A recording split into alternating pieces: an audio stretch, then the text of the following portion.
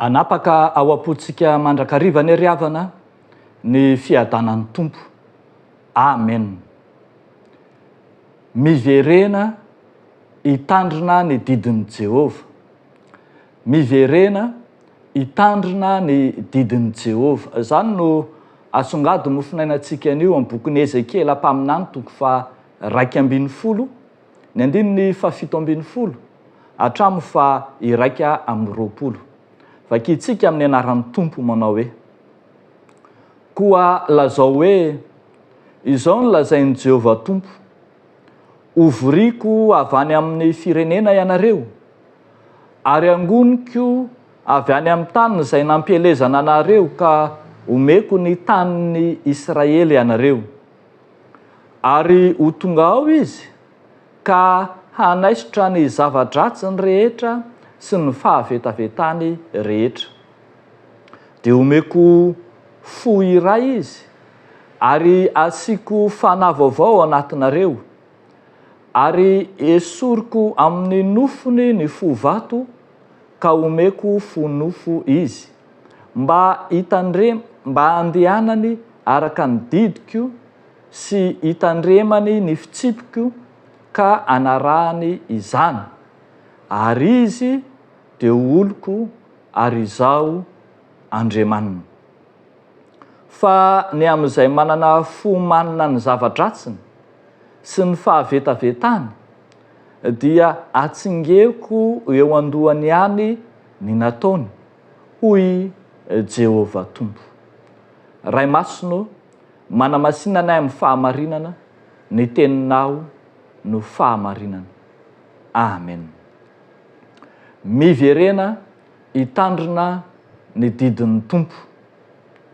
Miverena hitandrina ny didin'ny tompo. Manana tanjona mazava Andriamanitra raha mamerina ny olony ho ao amin'ny taniny.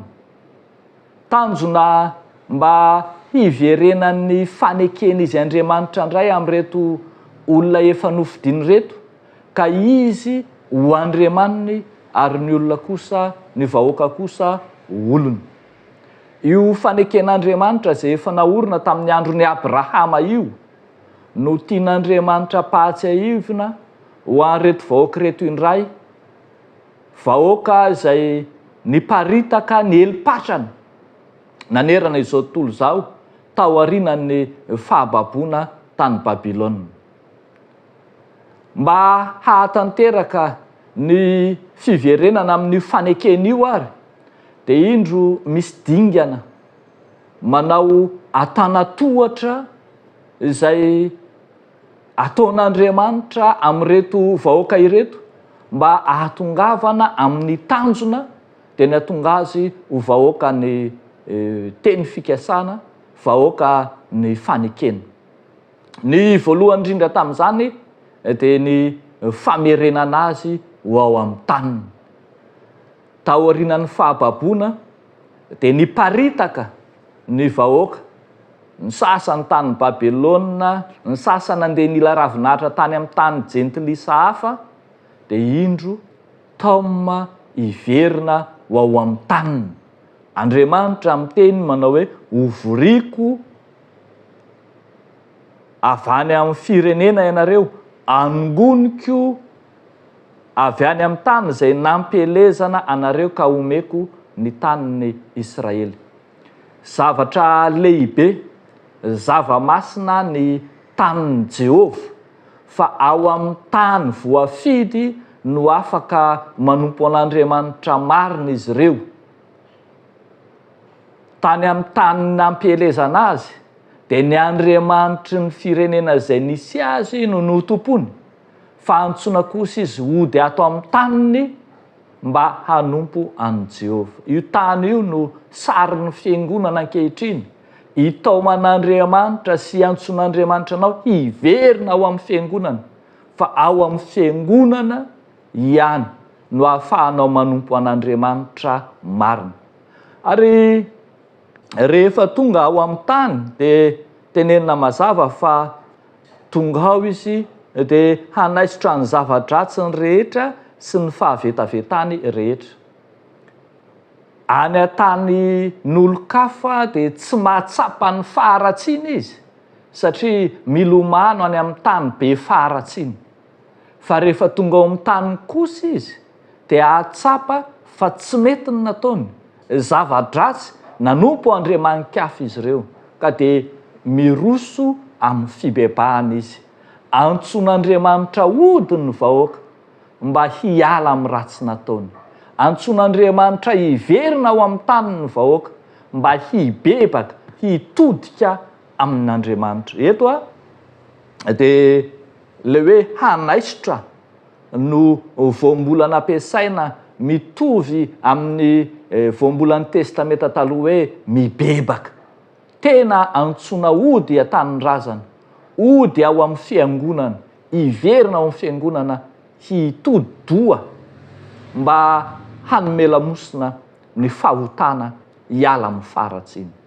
Fa izay miala amin'ny faharatsiana ihany no afaka havaozin'Andriamanitra. Dia omeko foirahy izy, asiako fanavavao anatiny, esoriko amin'ny nofony fovato ka dia omeko fonofo izy. Andriamanitra manavao ny azy. Zany no hitantsika eto amin'ity soratra masina ity. Izay rehetra mananky-hiverina, ody ao amin'Andriamanitra, miala amin'ny ratsy nataony no havaozin'Andriamanitra ka omena fo vaovao.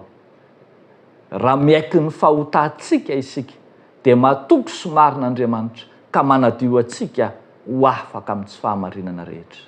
Arak'izany dia mazava fa ny olom-baovao, ny olona nohavaozina, ny olona miaina indray ny fiainana ao amin'Andriamanitra, ireo no afaka mankatoa mitandrina ny didin'Andriamanitra. Ireo no afaka manaraka ny fitsipika sy ny lalàna izay nomen'Andriamanitra ny olona. Any an-tanin'olo-kafa dia ny lalàna ny firenenany no arahana. Fa ao amin'ny tanin'Andriamanitra kosa, ny tany fampanantenana dia ny lalàn'Andriamanitra no arahana. Io lay misy ny sitrapon'Andriamanitra, io lay ankasitrahan'Andriamanitra. Antsona hiverina ary ireto vahoaka ireto, hiverina hitodika, hibanjina ny fanarahana ny sitrapon'Andriamanitra, fanarahana ny didin'Andriamanitra izay efa nomena azy hatramin'ny razany tany aloha. Fa ao amin'Andriamanitra no hitandremana ny didiny sy ny fitsipiny sy ny lalàna. Ratsy zany kosa raha mikipy ka miazona ny zava-dratsiny dia ho loza no ateraka izany. Araka ny 9:20 hoe izay manana fo manana ny zava-dratsiny sy ny fahavetavetany dia atsingeriko ho eo andohany ny nataony.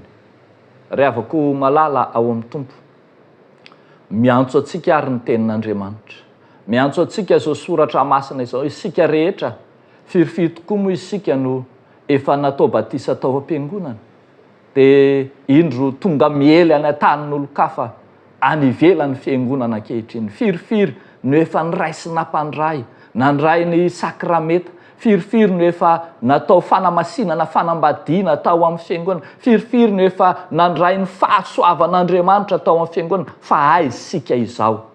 Ho atsika ireny indrindra no antson'Andriamanitra hiverina ao amin'ny fiangonana, hiverina ao amin'ny tanin'Andriamanitra, hiverina ao amin'ny tany fampanantenana, ao amin'ny teny fikasana. Fa ao ihany no androtsahan'Andriamanitra ny soa, ao ihany no afaka hitahian'Andriamanitra atsika, ary ao no ahafahantsika mitandrina ny didy avy amin'Andriamanitra.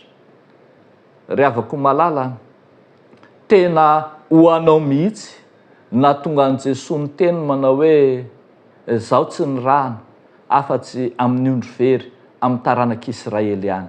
Fa efa tonga ny zanak'olona hitady sy hamonjy ny very. Koa miverena ary miantso anao Andriamanitra, miantso anao ny fiangonana, miantso atsika izy mba ho zanaky ny teny fikasana isika, ka dia afaka averina tononona indray ilay teny hoe izaho Andriamanitra reo, ary ianareo kosa ho oloko. dia ho an'Andriamanitra irerian'ny voninahitra. Amen. Ivavaka isika. Tompo, misaotra anao izay ilay Andriamanitra tsy manadino anay, Andriamanitra mahatsiaro anay ombenombeno fa na dia mihodina aza izahay dia indro ianao miantso anay tsy manery, miantso anay mitalao, miantso te-hamonjy anay. Dia indray Tompo avy manatona anao, ary raiso ny fanoloran-tenanay rehetra ho voninahitry ny anaranao. Fa entinay ambavaka manokana amin'ity andro anio ity, ny fiainan'ireo rehetra mila ravinahitra, ireo rehetra mandranto fianarana, ireo rehetra miala tany-drazana andeha any an-tany lavitra noho ny fiariana sy noho ny antony maro samihafa. Mety misy amin'izy ireny lavitra fiangonana, ary mety misy aza tsy misy mihitsy. Tompo, amin'irao fo izy ireny, mba hahatsiaro hitodika aminao mandrakariva n'aiza misy azy, ary hanankina ny finoany tsy ho levona eo anatrehanao. Amafiso ny finoany Tompo, ary arovy amin'ny fakapanahy samihafa izy. Amin'ny anaran'i Jesosy Kristy Tomponay. Amen.